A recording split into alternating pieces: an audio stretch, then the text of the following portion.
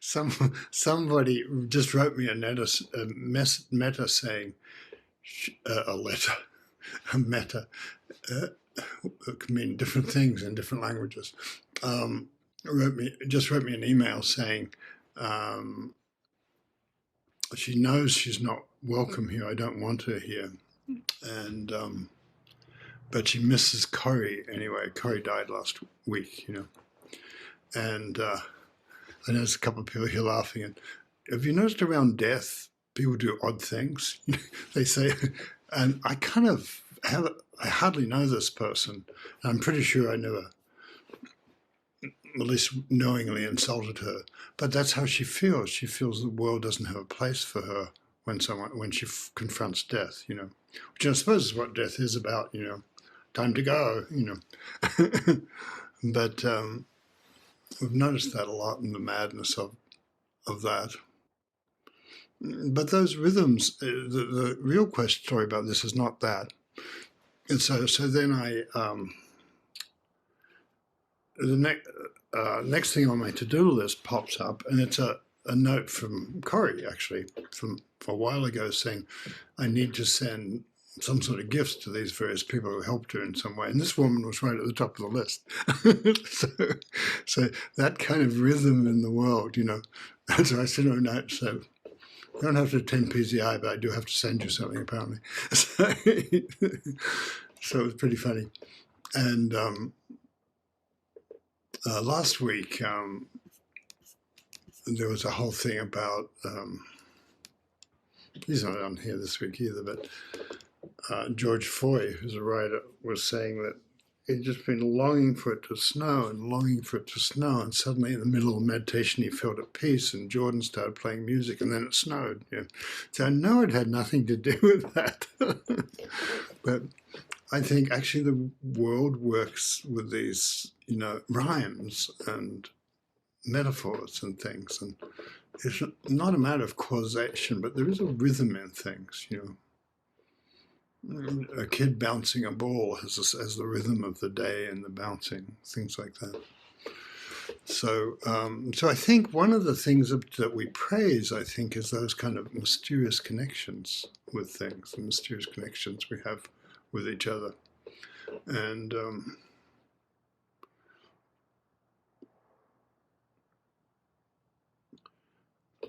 so just to enjoy that sort of thing, it's not. You can't make a null hypothesis about it and verify it or not, but it's a true thing of life. That's how we like, when we like each other, when we connect, when we feel love, all those things, all those rhymes in the universe. So I think the first thing to praise and bless is that, the ways we're connected are mysterious. Every night, actually, quite a few people from time to time say, "How did I get here?" And I say, "I don't know." It's like, but it's sort of funny. One person told me that he was sleeping in the guest room of a friend and didn't know much about Zen or anything, but a book fell off the bookshelf onto his bed right by his head, and it was "Bring Me the Rhinoceros." So that's how he got to us. And another one who's kind of very creative is a songwriter, and she lives kind of not that far from me, 40 minutes or something, but up in the North Bay. But she kept having this dream about a rhinoceros, and that was all it was in the dream, a rhinoceros. And she was seeing a Jungian analyst who, very well thought of, and whom I knew, at the time. And she said, I don't know, what's it about? And they tried to work out, what's a rhinoceros in your life? What does it mean to you? What does it, And they couldn't really come up with anything either they could in any way believe. And then she was passing through Los Angeles airport and wandered into a bookstore, and there's "Bring Me the Rhinoceros." The book is there. She thrilled, and she grabs it, and then she reads it, and then she said, "I've got to find it. I wonder where this guy lives." And it's almost next door, sort of thing. So that those sort of rhythms in the world are something to praise. I think something to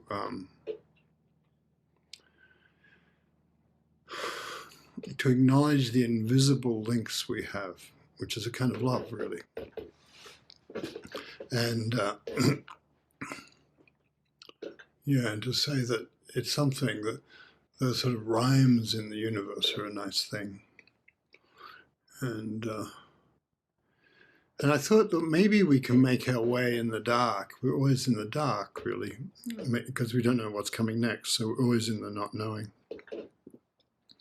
And I was just thinking last week, I wanted to talk about praise, and I was wondering why. And blessing, yeah. Blessing. And so I looked up, blessing comes from, it was a church in Europe, the Catholic Church influenced translations because they spoke Latin, but they were interested in translating things in other languages, such as English. And so the word benediction, the good word, was a blessing. Then it got translated into English. Somehow it ended up as blessing. And I thought, oh, it in some way relates to connecting well with each other, saying a good word to each other, the good word, and encouraging each other.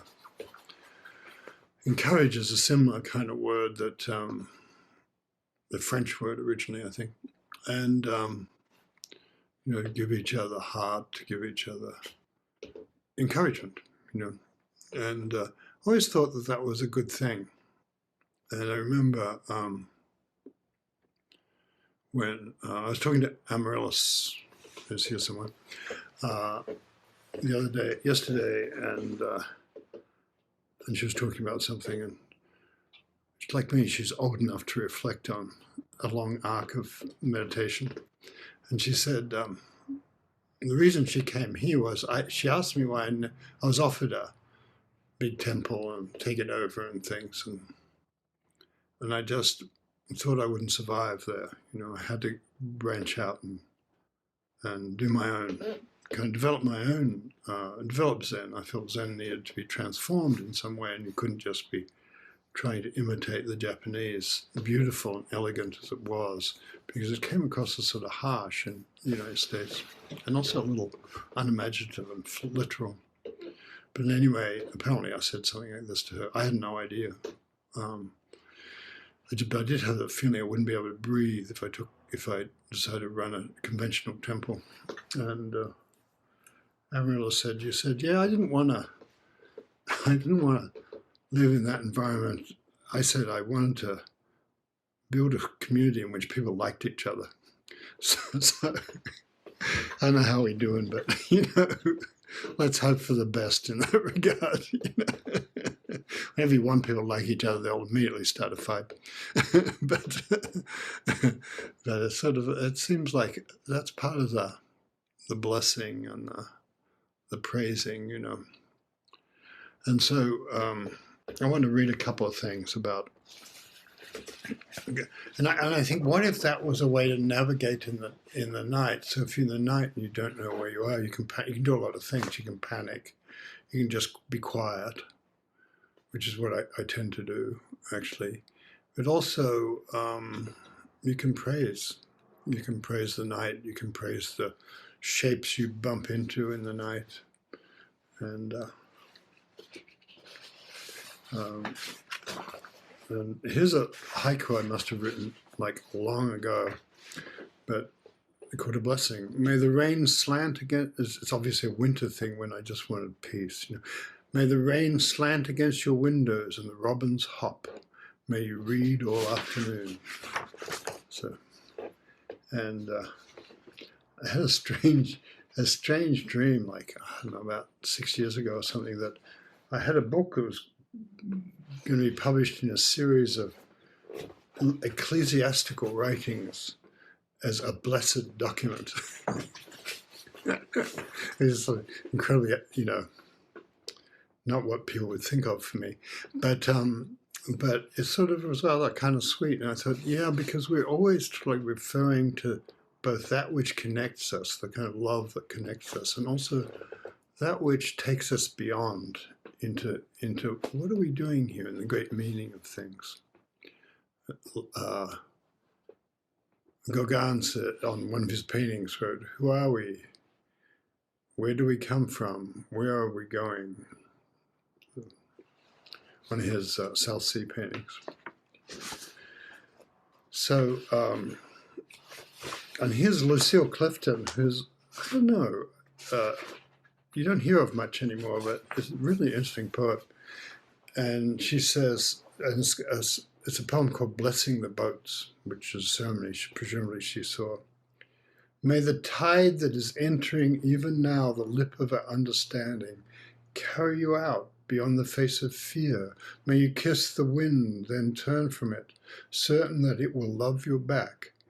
May you open your eyes to water, water waving forever. And may you, in your innocence, sail through this to that." May you sail through this to that. Kind of nice. And you can tell, the vastness of life is enough, sailing through this to that. And then when I started looking up poems, or not really looking them up, it's not a good way to do it, but to, I don't know, feel my way through them. And then I found a prayer from Galway Canal. Whatever happens, whatever what is what I want. Whatever happens, whatever what is what I want. Only that, but that. So, that's kind of sweet.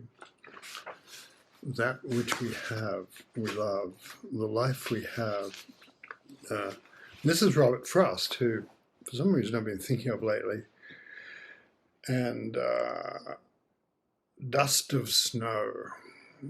The way a crow shook down on me the dust of snow from a hemlock tree has given my heart a change of mood and saved some part of a day I had rued.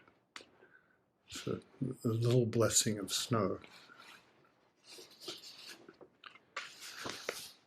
And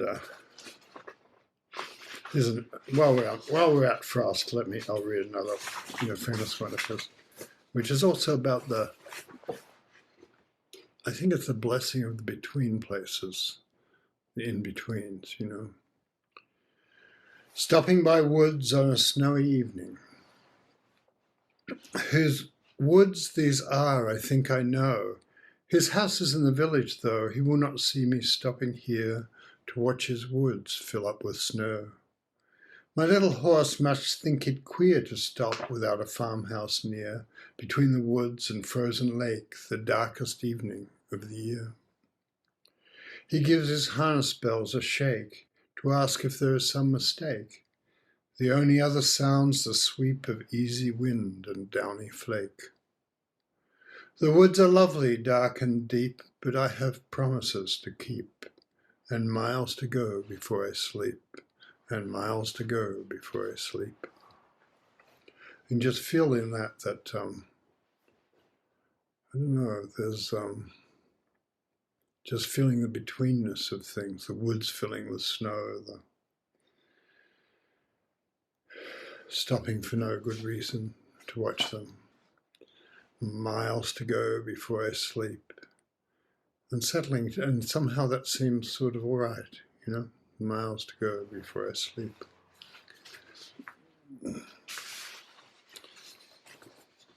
And often when I was somebody first read this poem to me, they read "The woods are lonely, dark and deep," but you can tell that's not right. It's lovely, dark and deep is the way it is, So, this is Mandelstam, who knew, being Russian and knew a lot about snow. Alone I stare into the frost's white face. It's going nowhere and I from nowhere. Everything ironed flat, pleated without a wrinkle, miraculous, the breathing plain. Everything ironed flat, pleated without a wrinkle, miraculous, the breathing plain. Meanwhile the sun squints at this starched poverty, the squint itself consoled at ease, the tenfold forest almost the same, the snow crunches in the eyes innocent like clean bread. And what else for?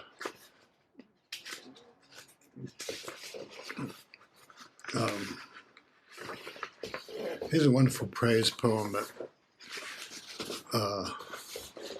I just sort of woke up in the middle of the night and thought of. And said, although I've read this before, but this is Christopher Smart, who was a man, he was in and out of asylums, 18th century poet. Kit Smart, his friends called him. Christopher used to be called Kit, was a short form of Christopher or Christine. And it's called Jubilate Agno, praise to the Lamb of God. As for I will consider my cat, Geoffrey. For he is the servant of the living God, duly and daily serving him. At the first glance of the glory of God in the east, he worships in his way. For this is done by wreathing his body 7 times round with elegant quickness. For then he leaps up to catch the musk, which is the blessing of God upon his prayer. Then he rolls upon prank to work it in. I'm not sure what prank is, but we've all seen cats rolling to work something into their fur. For having done duty and received blessing, he begins to consider himself. For this he performs in 10 degrees. For first he looks upon his forepaws to see if they are clean. For second he licks up behind to clear away there. Thirdly, he works it upon stretch with the forepaws extended. Fourthly, he sharpens his paws by wood. For fifthly, usually using a chair. Fifthly, he washes himself. And sixthly, he rolls upon wash. For seventhly, he flees himself that he may not be interrupted upon the beat. For eighthly, he rubs himself against a post. For ninthly, he looks up for his instructions.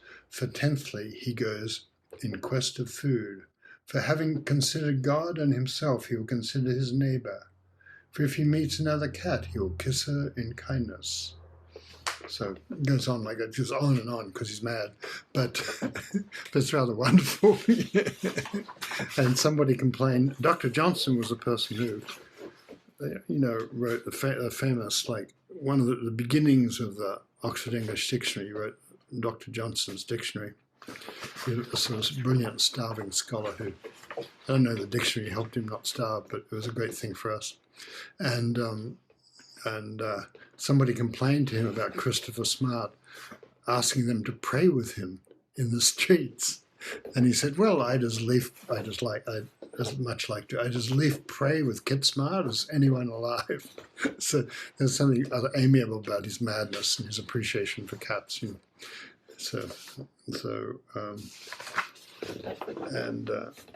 okay.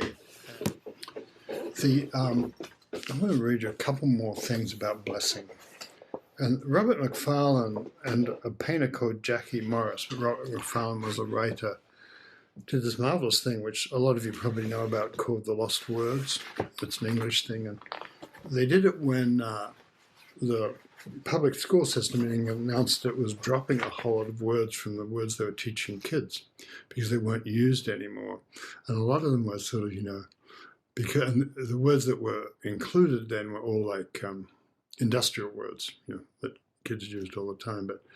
And there were things like heather and otter and heron and things like that would be. And so Robert Macfarlane thought, I don't know, I don't think this is good. And so he wrote these poems about the lost words. Heather. Heather is never only heather, as moor is not merely moor. Ever lain down in heather, got its measure, seen how it shares its weather with asphodel and bilberry, crowberry and cotton grass, grows together with tormentil's flower, moss's cushion, lichen's feather. Hold a heart full of heather, never let it wither, even as you travel far from crag and river. Remember, heather, the company it keeps, its treasure. And I'll read you Otter. Otter enters river without falter. Otters are very interesting things because I'm quite far anyway a ways, but there's a creek runs through Santa Rosa and under the mall and everything, and every now and again up in the woods, the reserve, the other side of all that, you'll see river otters, working their way upstream, ever hopeful of catching something in the lake.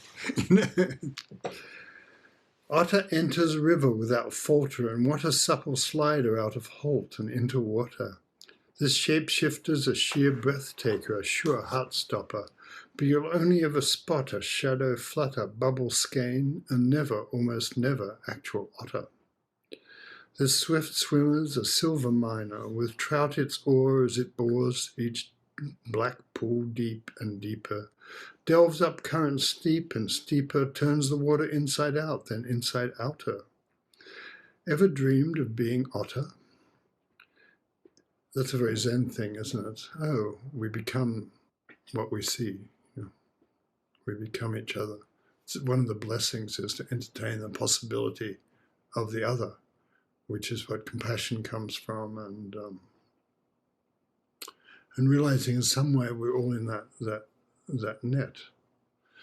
All the connections, so we're all the fingers, but there's a hand holding it all. The swift swimmer's a silver miner, with trout its oar as it bores each black pool deep and deeper, delves up current steep and steeper, turns the water inside out, then inside outer. Ever dreamed of being otter, that utter underwater thunderbolter, that shimmering twister? Run to the riverbank, otter dreamer, slip your skin and change your matter, pour your outer being into otter, and enter now as otter without falter into water. So it's rather lovely, I think. And you can tell that he's a poet, but he wrote a great thing, I think called The Lost Places or something, the Wild Places, about the places in England that are neglected, and like the places where the old Roman roads wore down, 16 feet wore down into as the carriages over the centuries, 2,000 years ago, wore things down. And now they're these little wild realms where woodland creatures can live and hide, and they're full of brambles and cover. And so he's an appreciator of the lost places and the wild places. And you can tell also he's trying to get, whoever reads this, he's trying to get them to feel like there's a life in the words that needs to be praised and appreciated. The otter enter without falter into water. That gets rather, anyway, I find it very sweet. So what will you praise? Whom will you encourage?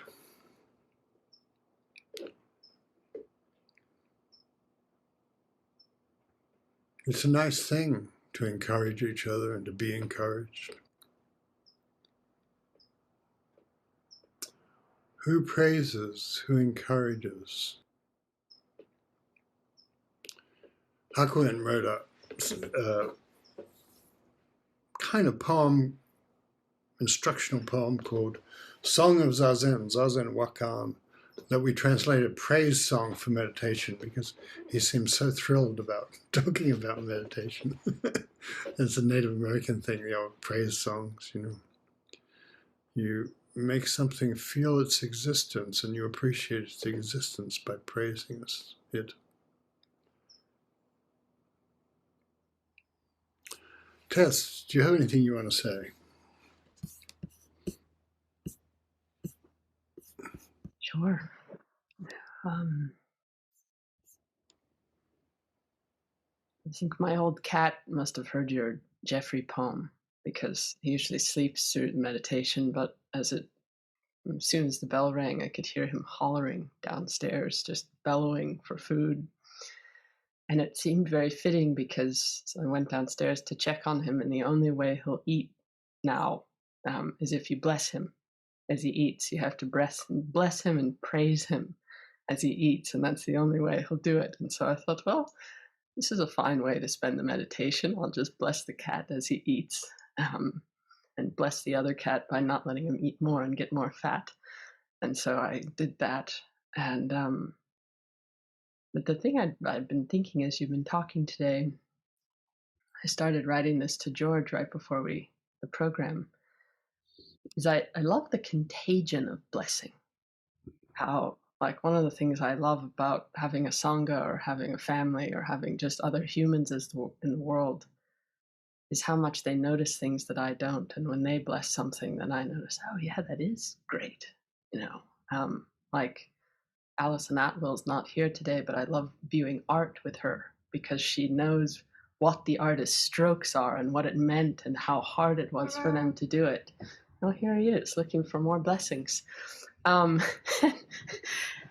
and my other, people who love nature or who know about flowers or who know about food or who know about, like, I feel like at each time music, each time we notice something and bring it to each other's attention, that's a kind of blessing. And the last thing I was thinking about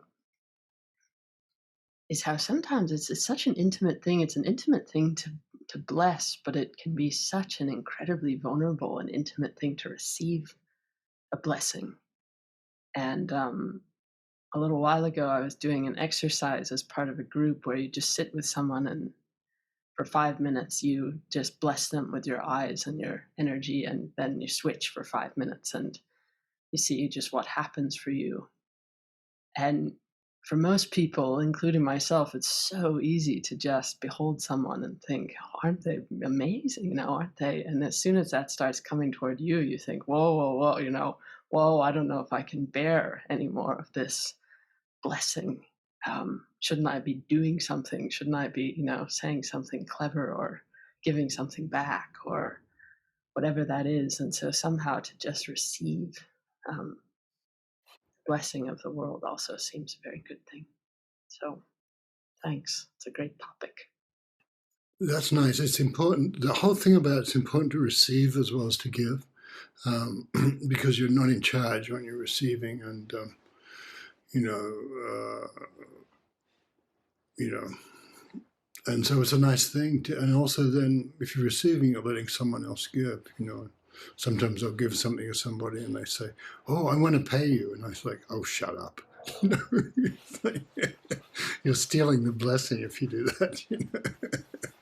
Well, money's good, and that can be the blessing. You can give that, but it's sort of fun. So the the blessing. Gaffney, you've been working hard for us all recently. Mr. Crane. I think one of the things I really love is when I think I'm giving some sort of blessing, and then I find it's going the other way. I'm receiving. It's always a bit of a shock, and so I've been noticing that. And for some reason here, we used to have like 2 robins that would arrive, and this is the spring, right? We're already in the spring here, Northern California. And this year, there's like 100 robins all flying around, and there's like 100 starlings, and that, how they swirl up when you walk out. So that feels like a blessing. And yeah, the blessing of the strange road. We were just sitting with this poem by Haoshan Yashan, Cold Mountain. The cold mountain road is strange. Plants weep dew. All the pines sigh the same. Hard to tell which stream and which mountain ridge. Where the path ends, form asks shadow, what's next? So I'm with the mountain road is strange. Thank you, Chris. seems like that's uncertain too, like everything else. Here's Milosh. It's like what his task is in being here. He was the sort of person who thought about that, you know. He thought about first things and last things and spirituality without managing to believe very much, you know. Wherever I am, at whatever place on earth, I hide from people the conviction that I'm not from here. It's a very common conviction. E.T. phone home, you know. I hide from people the conviction that I'm not from here. It's as if I'd been sent to extract as many colors, tastes, sounds, smells, to experience everything that is a person's share, to transpose what was felt into a magical register and carry it there from whence I came. So we are the hands and eyes of eternity, you know, he thinks. So I want to show you something. Can you see that? It's a silk. When Corrie was dying, when Chris has been very, you know, closely associated with that and giving us field reports and sleeping in the hospital bed, and when people are dying, they're incredibly sweet, like their cat, but also they go crazy.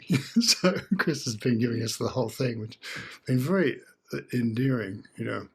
And so Alison Atwell and I did and Chris couldn't find her couldn't find her rakusu, you know, the thing you wear.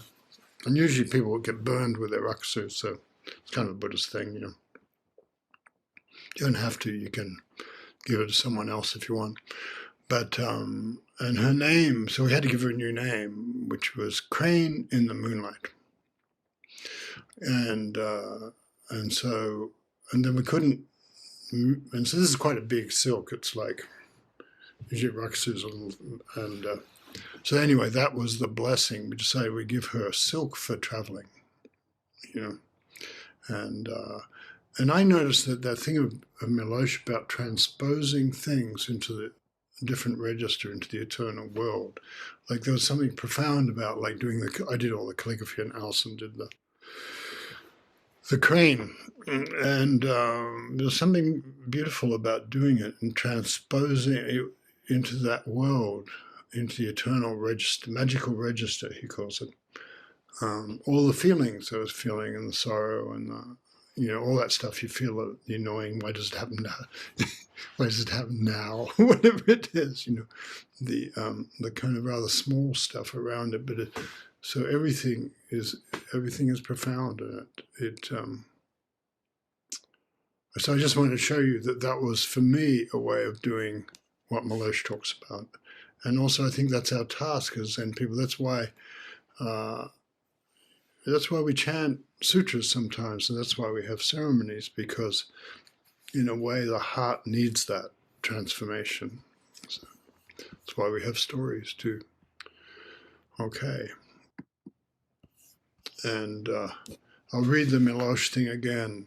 Wherever I am, at whatever place on earth, I hide from people the conviction that I'm not from here. It's as if I'd been sent to extract as many colors, tastes, sounds, smells, to experience everything that is a person's share, to transpose what was felt into a magical register and carry it there from whence I came. So, there we are. Jesse, do you want to say anything? Oh, I think I'm just feeling a lot of tenderness, and yeah, I've been thinking a lot. My wife and son are having a bit of a phase of baking soda and vinegar. Seems like whenever they're together, like this, and I've been caught in this thing about I've got to do something about this. Somebody's got to save the situation. Like endlessly dreaming up ways that I can manage their lives better so that it's not that way. And, you know, spinning out all the usual narratives about what will happen if I don't. And just today, I just sitting here, and all of that is a blessing for me. All of that, and feeling the tenderness, and hearing them downstairs going about their business and working out their karma together, and all of that is a blessing for me, to be able to feel the fizziness in the relationship, to be able to feel my own fizziness as I take part in that. And it's a remarkable thing to come to that place where there's just, wait, there's nothing to be done right now. It's already being done, and I can just be part of it. So grateful for the tenderness. Thanks. Tenderness is a profound thing that I forget. Somebody, Yolanda asked, "What is the title of the Milosh poem?" I don't know. I think it's not really a poem. I think it's from one of his journals, and I lost where I got it. So, but if you did an internet search for magical register, you might find it. Yeah, the tenderness is, if you talk about the tenderness that can come sometimes, like with an old animal, or I remember the old blue heeler who died with me not that long ago, and touching the sweetness he had,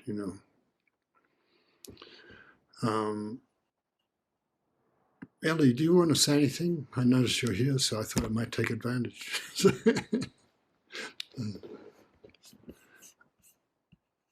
Yeah, I've just been thinking about how I felt blessings were hierarchical, that someone, higher up was going to bless you, and over the years I've seen how now I'm blessing everything, everybody, everything, and from the delicious voice of my granddaughter to watching a humpback whale go from weightlessness, breaching up into the water and twisting. It's endless. It's just endless. Looking at all these Buddha faces, seeing Michael and hearing his flute and the saxophone and just it's endless. It's just, and it fills my heart. It bursts it wide open. And of course, recently that traveling silk. I'm just very full and like a river of love just flowing. Oh, thank you. And there's always that, feeling the rhythm of things. The idea of a traveling silk, I've never heard of it, but we thought, we're like, oh, Chris was really funny. I've looked for it everywhere, and if I can't find it, it's not there. And so we believed him. He's a physicist, he knows stuff, and it's so touching. And so we thought, oh, that might be great that he can't find it. And so we thought, well, what will we do? And somehow it came to be called a traveling silk, because that's what you do in the Bardos. You travel, And I think we've got one more person we can fit in. I can't. John Joseph, do you have anything you want to say?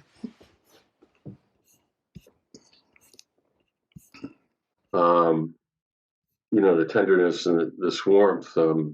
You asked, who are you blessing? Who are you praising? And I thought of all the strings that somebody would put up a poem or something, or Chris's field report about Corey, and there would be a whole string of 40 or 50 responses, and it just felt like that otter going into the water, that it just go in the water and then swim effortlessly around in this beautiful pond. And it made me think of my wife, who is working this weekend and last weekend and all week long on a new otter pond, which was destroyed at the small zoo and natural history museum she works at. And Gunner the otter needs a new pond, and it's a multi-million-dollar project that she's working overtime for. But it's the favorite animal in that rescue zoo for the children, and it's mostly a place where children go, in these great busloads. And and they praise the otter, and the otter praises them back. And so there's this great white whale as a blessing that they're building for Gunnar the otter. Thank you. That's wonderful.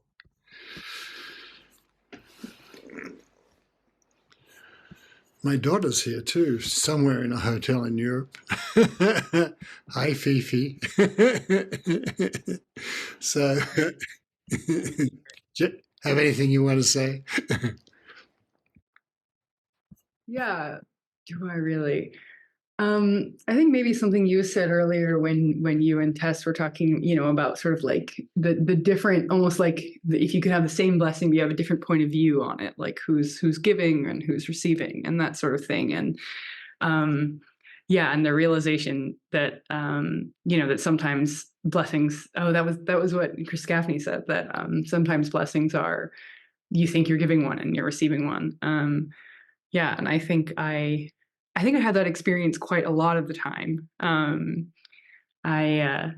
Yeah, like I really love writing holiday cards, like not like the ones where you send a photo of yourself and it's not, but I mean like a card where I lay out everything that I really appreciate about the person or something. But I do it partly because I think they'll love it, but really just because it makes me feel amazing to like think about all of these ways that I appreciate them and all of the differences that they have made in my life.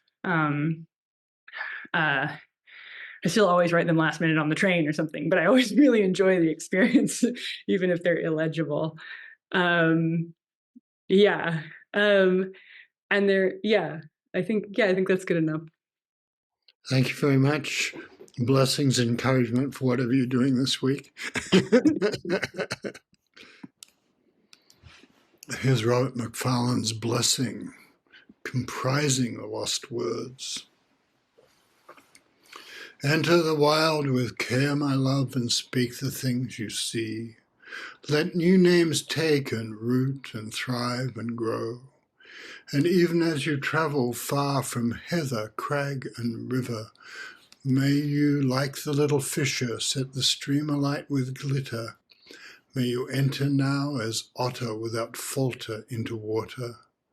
Look to the sky with care, my love, and speak the things you see. Let new names take and root and thrive and grow. And even as you journey on past dying stars exploding, like the gilded one in flight, leave your little gifts of light, and in the dead of night, my darling, find the gleaming eye of starlight. And in the dead of night, my darling, find the gleaming eye of starling.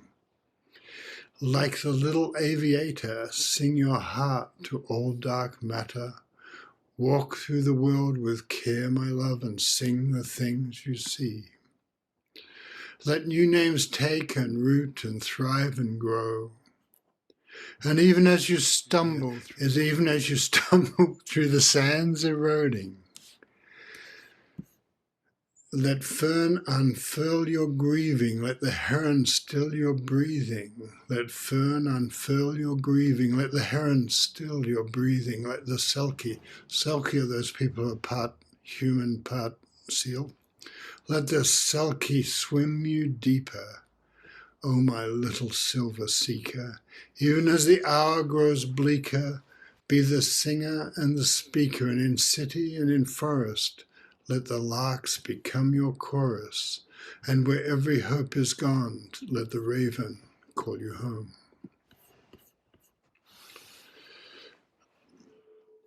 Robert McFarlane's appreciation for the lost things. As Buddha said, this house is burning and everyone dies.